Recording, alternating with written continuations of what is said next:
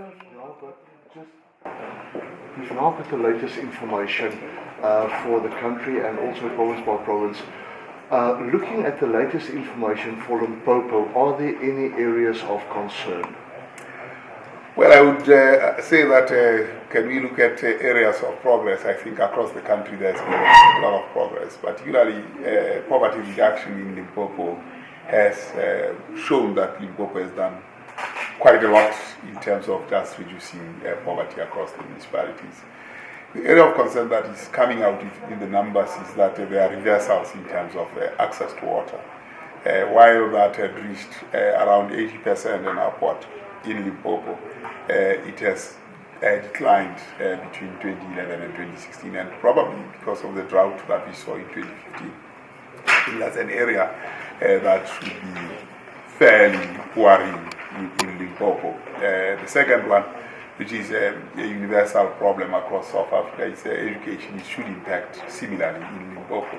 Well, Limpopo has grown, 200,000 households in the period of 5 years, 400,000 more people in Limpopo from the time in 2011.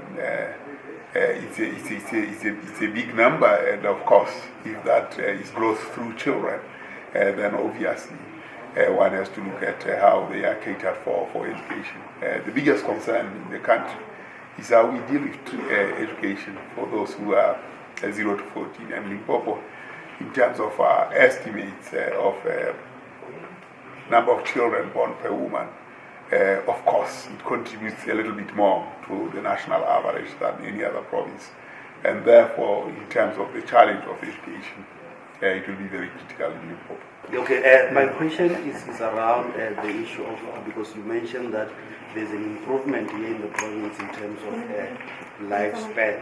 Therefore, the question would be, what do you think might be the contributor towards that achievement? Overall, the provision of health services in South Africa has improved, and particularly if you look at the combined effect of provision of energy and water and sanitation, they have a direct impact on life expectancy and survival of children. So these facilities have covered the entirety of the country, and Limpopo has not been left behind in the provision of these kinds of services. And naturally, Limpopo's life expectancy has also improved. Then the other thing as well, you had people who are going door to door, and I want to believe that there are challenges that those people might have encountered while being busy with that campaign. What are those challenges? I don't know, there was a lot of cooperation, particularly in Limpopo. People were very cooperative in terms of answering the questions put before them by the teams of Statistician General's office. And we got the results. Limpopo was running ahead during this period, neck to neck with the Free State. And people really cooperating, the teams that were on the ground, extreme sacrifices in running this hard job of knocking at the door, not knowing what you might find behind the door, and of course, find human beings, and South Africans are very human. And then lastly, I heard you saying that you have a strong message to South Africa and Africa as a whole in terms of making sure that the little ones that we have are secured in terms of future. Can you repeat that? In fact, that they should be saved. If they are saved, it might secure their parents. And when they are saved, we can guarantee their children, the ones that are not yet born. We need to have that message clear and loud, because failure to do so will mean that we have lost the waves and waves that provide us with the demographic dividend.